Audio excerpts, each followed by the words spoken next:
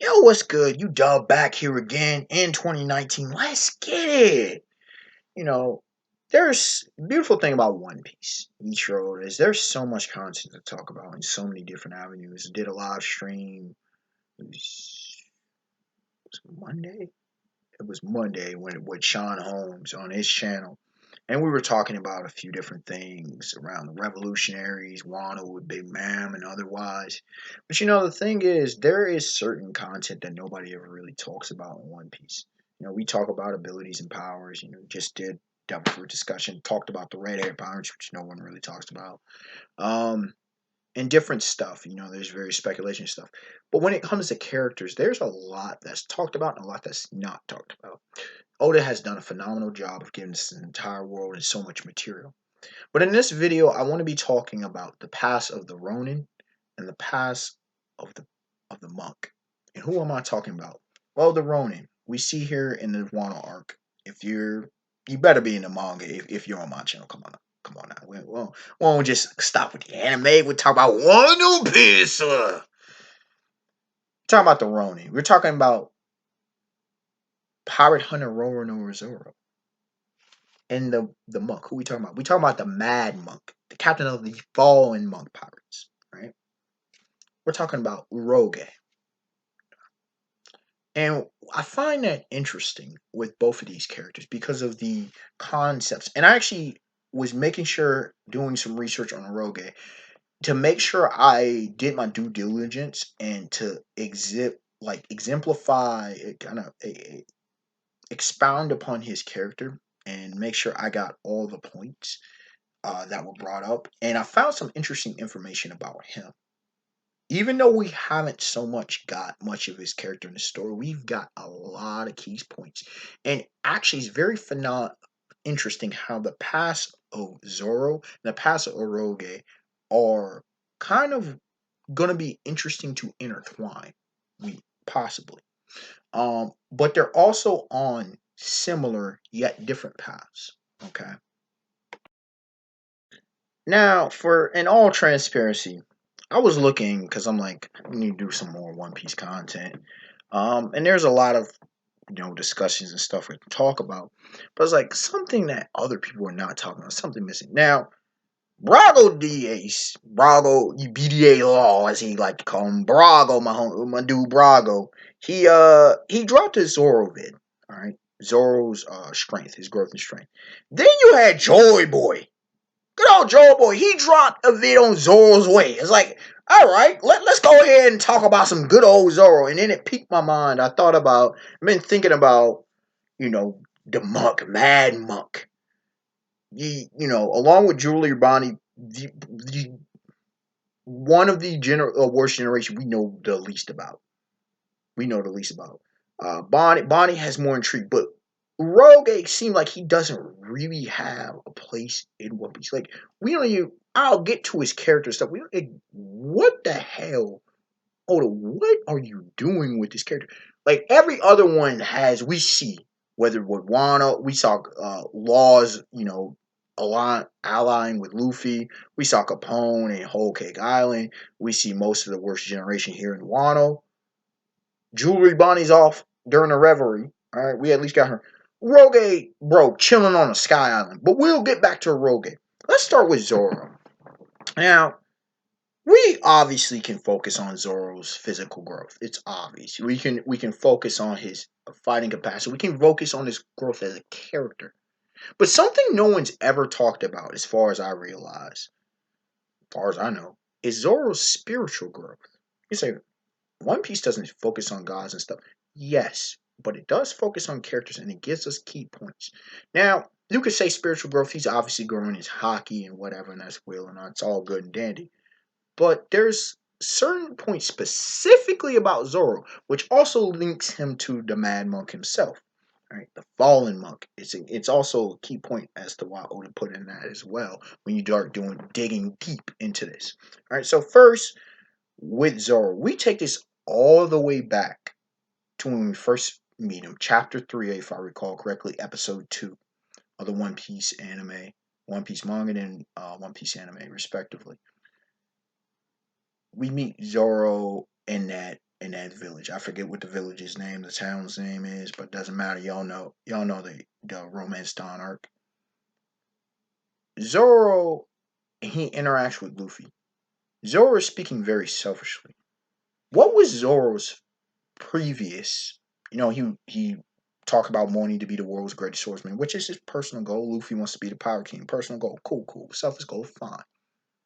But Luffy came out of the gate saying he needs to get a crew. Like, he needs a collective. Zoro wanted his personal goal. He wanted to be the world's strongest swordsman. You could say, well, he was honoring Kawina's wish and stuff, but he wanted that as for himself. You know what I'm saying? Yes, honor Kawina's wish, but he wanted that. Okay. This is important to notice. He was a pirate hunter. Bounty hunter, going after pirates. Strong. Now, he did have moral code. He had his code as a swordsman. This is true. Helped the young lady. It's not that he was evil, but I want to point out that he was selfish. His motivations were selfish. He does have his code of honor, his code of conduct. He's very loyal, whatnot. But his original self was selfish, as was Luffy's. Both of them started off pretty selfishly. And it shows the growth in characters, but it also shows the spiritual growth. Okay. So, Zoro starts as somewhat selfish. We go throughout. He's helpful. He follows his code as a swordsman, but he's also doing all of this to get stronger. It's a selfish game. He meets Mihawk. Now, he takes a humbling loss to the world's greatest swordsman. His goal, but he didn't give up. He said pride. Vegeta fans don't know about that pride. It's his pride. And we see that continue. Prideful. I'm going to cut steel. Pride. Still selfish. Now, this all comes to a head by the time we get to Skypiea. He talks about, you can have whatever faith and whatever, but he pretty much admits to being agnostic. And honestly, pretty sacrilegious, a bit disrespectful toward gods, the concept of a god, okay? He's like gonna cut down a nail. And now, honestly, humbles him. Now, this is a first step to change. The concept of a god, humbling. Okay? Then we go to, and his Water 7, this whole thing with Kaku, whatever. Then we go to in his lobby. Now remember, this is the same Zoro says, I won't bow to a god will bow to me. A couple arcs later, that same Zoro is pulling out Ashura, Kyotorio style. Does anybody find that strange? How you go from selfish to prideful all the way up to God will bow to me, I won't ever lose again, to you pulling out an Ashura technique, which is Buddhist, and it's Hindu as well, Japanese, whatever. But you're talking about a godly being, a demigod or godly being, depending on how, or demon, depending on which version of mythology you're dealing with. Regardless of that, what changed in Zoro from gods will bow to me to summoning a deity? Now, don't say he became a deity, he summoned. And then we have Thriller Bark, which you see Zoro willing to give up all of that selfishness. What happened with Zoro? He gave up all the selfishness, remember he said, if you get in my way, Luffy, I'm going to leave. I gotta do me. He was willing to die for his captain. Does anybody find that interesting? How you go from selfish to prideful to changing. And then by the time we enter Sabaody, he pulls out Kyotori again, by the way. A lot of people forget about that Ashura technique. He sees the crew get wrecked. Tyke, as the anime beautifully says, an utter defeat. And he goes to Hawkeye's. Humbled. A broken man, but in a good way. Not broken to where he's not willing to pick up a blade or something like that, but humbled. Kind of what happened to Luffy and Marine. Well, through that whole thing with Amazon, from Sabaody to Amazon Lily to Impel down to Marineford, they both got humbled. They parallel one another very well, by the way. That's why they're such a great tandem. One of the greatest tandems of all time in fiction history. He bows before Mihawk. The prideful man bows from the man. Even Hawkeyes is like, yo, I'm your goal. You're bowing down to me, asking for my help to eventually surpass me. He's like, but it's not no longer about me. It's also to help that man become the king of the pirates. We went from a selfish, prideful man to a man willing to humble himself and learn. Post time skip, we see that Zoro comes back serious. And the way he's dressed reminds me of a Buddhist monk. Well, or a Buddhist, believer. Look at his dress. Look at his dress in the green. Look at him. Scarred up. Eye. Lost an eye. Luffy, we gotta get serious. This is the new world. Goes into Dressrosa. Do you remember Dressrosa? Well, first of all, he the way he cut down Monet was fascinating. Okay. Then you go to Dressrosa. And his technique. Now, don't ask me to say that big old massive technique he pulled on 10 worlds and 9 seas and craziness. 10 seas or whatever. Y'all know the technique I'm talking about when he cut down Pika's giant statue form. Buddhist? Anybody? So there was that. Then you see, his supreme confidence. You see the way he talked about with Luffy. He said, listen, we're in a new world. We can't handle two God. This is a man who's changed spiritually.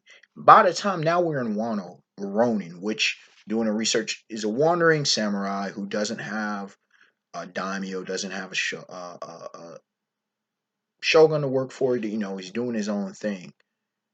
But this arc is embodying where Zoro's come and how far he's come spiritually. Honestly, it tracks. Wano is showcasing everything, the culmination of everything to this point in the series. The change man that he was from when he on a spiritual, you see it at different points. He was here, felt, and then bam, humbled, changes. You start to see the change, and he's changed. And now, after 2 years, he's come back to a changed man. And the Ronin, you see how he treats people. The honor he fights with. Fights in Bushido and such. You see how, when he got pissed off at I believe it's Yasue, the former I want to say Daimyo, but the hedgehog, y'all know what I'm talking about. Dude that is homegirl's father, y'all know what I'm talking about in the manga. But you look at that. Now, I bring all of that up on the spiritual. Mad Monk. Alright. Let's look at Uroge. Alright. He comes in. His name's the Mad Monk. Now was looking up, y'all know, y'all could do the research on that One Piece Wookiee and such. But apparently, he's, suspected that it's tied to Rasputin. And apparently, Roge loves the women too now. Roge loves the women too. And, he loves the women. And as a monk, you're supposed to be pure. So he's going kind of like, if you want to say hypocritical, but he's doing some questionable things as a monk, as a priest. As a priest, you're pretty much supposed to be celibate. But Roge like, nah, fam, nah. Fallen monk. Okay? There is that. And it also, ironically, he's from Sky Islands, Burkina, it seems like, and he's here in East Blue. The Pillar. He has that thing he has is a pillar of a that is a doggone temple. Okay, as a temple. His whole thing, even his devil fruit ability, which we still don't have his devil fruit. His devil fruit ability is karma. He even says it's karma. It's to take the pain and give it back. So his whole thing, Uroge is a symbolic character. The 108 thing is there's a different one in Hinduism, Jainism, Buddhism. But anyways, there's a couple different things. There's one when it comes to Buddhism, there's certain things. There's the five senses and something consciousness. There is the positive and negative, the past, present, and future, and then there's pleasurable, painful, and I believe indifferent. Combined, you multiply all of them, that's 108. Okay, there's that. As well as in Japan, they ring a bell 108 times and a symbol of something. But if you pass through all of these challenges, transgressions, you reach nirvana. So that's why he was given the bounty of 108 million. Don't take it as literal as strength. It was symbolic. This whole thing is symbolic. So here you have as someone who's not lived the holiest life. Okay, see some parallels. Who then he goes, got humbled by Kizaru, got humbled by the pacifistas, just like Zoro had been humbled in the past. We see him, after Marineford. Then they go to Raja, and it talked about one of the only times we seen him not smiling. Okay, Raijin and the Lightning Island, and the lady comes out, and who knows what happened there and what he learned there. But then we know a post time skip. We have no idea what his motives are. But he battles with Commander Snack, defeats him. But apparently he takes that L shortly after to Lord Cracker, and Big Man create a storm. But he ended up okay relatively. He's bandaged up and whatever. The next time we see him, um, we see him having a good old like drinking sake with Kaido, having a good old time with Kaido. Kaido has been having. Look at this, dog. Look at this. He has Roar of the Sea, Scratchman Apu under him. Now remember, Capone Gang Beige was under Big Man, right? Opposed to him is Straw Hat Monkey D. Luffy, Mugiwara, Power Hunter Roronoa Zoro, and Surgeon of Death, Trafalgar D. Waterlaw. Julie Bonnie's out doing her thing. Under Kaido is Roar of the Sea, Scratchman Apu. Scratchman Apu. You also have former Rear Admiral Red Flag X Drake. You have the magician Basil Hawkins. Kind of screwed up in the head, massacre soldier killer, and locked up Eustace Captain Kidd. Uroge wasn't even touched. He won't even touch. He's trying to break Luffy's will as we speak. Kaido's men are trying to break Luffy's will, but we see what's going on. Luffy's, putting in that work. But Uroge was just out here chilling and drinking with like nothing. Talking to him as a priest. He got another humbled man. And this man as Kaido's like, well, I would rather you not doing this. Go about to commit suicide, but I'm gonna pray for you. I'm gonna do a little prayer for you. God bless you. May the gods protect you, Kaido, before as he take to die. Maybe you repent for your sins and come out a better person. May you reach nirvana yourself. Here we having the monk doing priestly duties, saying that the I forget how they call it in Catholicism, but giving the last, any last thoughts or whatever, giving this man a prayer as he's diving off. Again, a possible change man, spiritually. So Oda on the low is doing some stuff. Now, some may view this as reaching, but if you look at the document, we have two dudes, and both of them reflecting of kind of Buddhist views. And it is really cool if you really sit back and think about both of their characters and what they symbolize in very tertiary, like in-depth points. What Oda's really doing. And it would be really cool if Uroge at some point was kind of like the Friar Tuck, even though this would be kind of odd at this point in the series. But it would be kind of cool if Uroge act like the Friar Tuck. If you know Robin Hood, Lil John, William Scarlet, all that, the whole mythology or the lore in that regard. If he was like the Friar Tuck to Luffy, it'd be really cool. It'll be really cool to see the role that Uroge plays. And it'd be really cool to see the interaction he would have with Zoro. And if Zoro and him hit it off very well. One thing I would like to add with Zoro is you see that, Mihawk. You see the Hawkeyes have the cross, and there's a kind of thing.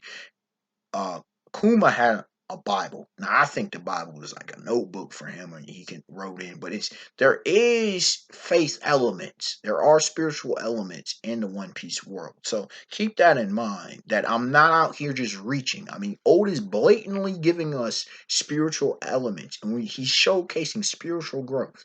And like I said, these aren't the only two characters, but I find them distinctly linked because of the whole thing with Buddhism and how it is, especially with Zoro, how you go from being this selfish, to a degree, prideful man to someone who's willing to humble himself, someone who's like laughing at the idea of a god, to now the man he's become.